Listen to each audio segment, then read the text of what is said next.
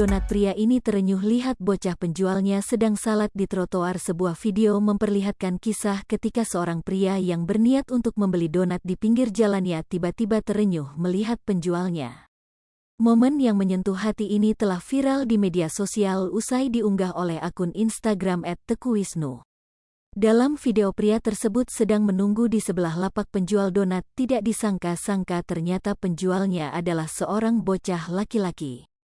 Ia sedang salat di trotoar yang berada di seberang lapak jualannya.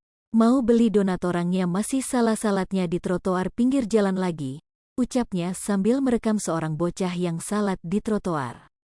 Rangga adalah nama bocah penjual donat tersebut. Ia masih duduk di bangku SD dan berjualan donat untuk membantu ibunya.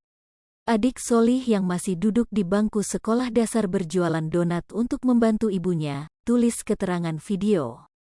Setiap azan zuhur sudah berkumandang, Rangga langsung bergegas untuk mengambil wudhu dan melaksanakan salat di trotoar seberang lapak jualannya. Rangga tidak risau untuk meninggalkan dagangannya sejenak dan melaksanakan kewajibannya. Dalam video, Rangga berjualan donat dengan membawa beberapa keranjang berisi donat. Ia menumpuk keranjang donat itu di pinggir jalan. Tidak lupa Rangga juga mendirikan sebuah payung merah di atas dagangannya untuk melindungi dari panas dan hujan. Rangga menunaikan ibadah salatnya di trotoar yang berada di pinggir sebuah lapangan besar. Menurut informasi, Rangga berjualan di daerah Lapangan Kodam, Surabaya.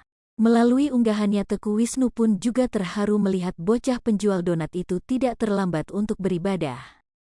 Video yang memperlihatkan seorang bocah penjual donat itu juga lantas mendapat beragam tanggapan dari warganet. Masya Allah, berkah hidupmu dek, dia gak khawatir dengan jualannya karena dia tahu ada Allah yang akan menjaga, tulis salah seorang warganet. Lebih besar dari